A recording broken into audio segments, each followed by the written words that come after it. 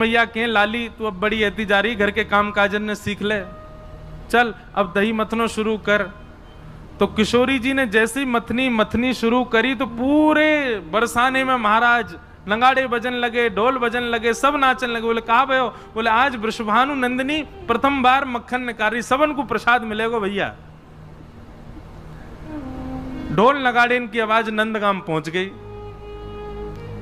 ठाकुर जी बोले भैया ए मधुमंगल सीता में ढोल कहां बज रहे हैं? लाला ऐसा लग रहा है यहाँ दिशा तैयार है, आवाज जरूर बरसाने में कछु उत्सव है रो है।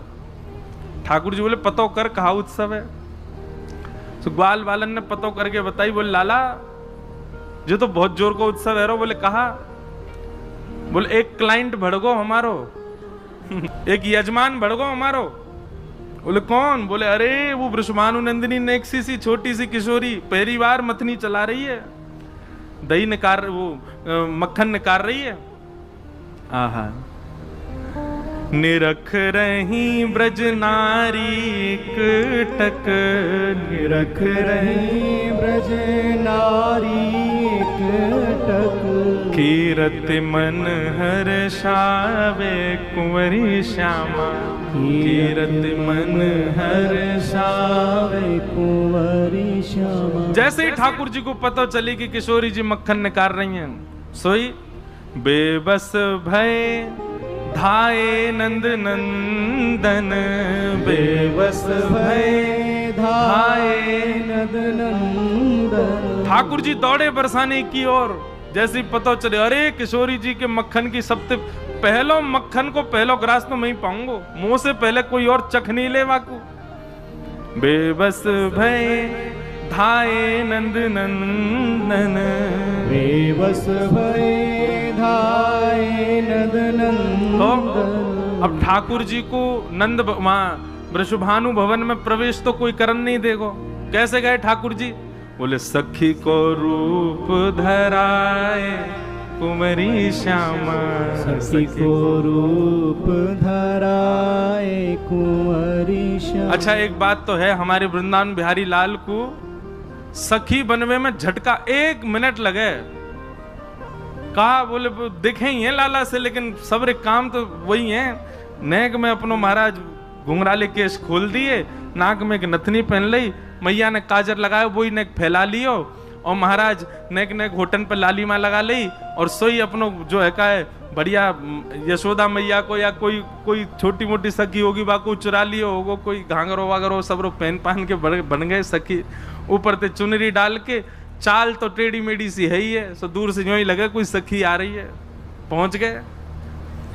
अब सबन को लगी कोई बरसाने की गोपी की लाली है, छोटे से लाल जी पहुंच गए। अब यहां किशोरी जी मथनी चला रही हैं।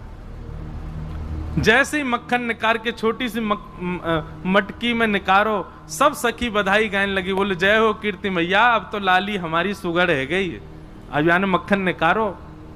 बोले प्रथम माखन को भोग तो कुल देवी को लगाओ, कुल देवी के काजे लेके चलो, फिर सबन में वितरण होएगा। ठाकुर जी कह रहे हैं या कुल देवी वो ना पान दूंगो, सबसे पहले तो मैं पाऊंगो। मोते पहले कुल देवी पे चलोगे तो बेकार रह जाएगा सब काम।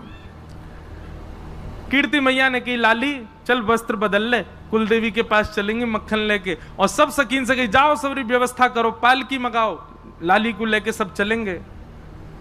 अब सब तो वहां से चले गए, मथनी और मटकी वहीं रखी, ठाकुर जी वहीं छुप के खड़े है गए। और जैसे सब गए सोई मटकी लेकर के वहां से भाजे।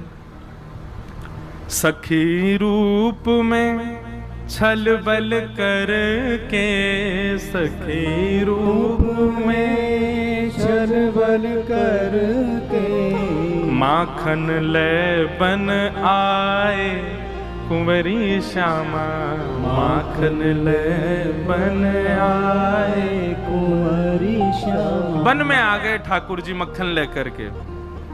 और महाराज वन में आकर के माखन को जब अधर धरो तब, माखन को जब अधर धरो तब। वन में आके ठाकुर जी ने जैसे ही नेक्स्ट माखन लेके बस मुक्ते लगायो ही है, जीव निकार के नेक माखन चाटो ये कहा भयो सोई गिरधर बेसुध पाए कुंवरी श्यामा गिरधर बेसुध पाए आहा कुंवरी श्यामा।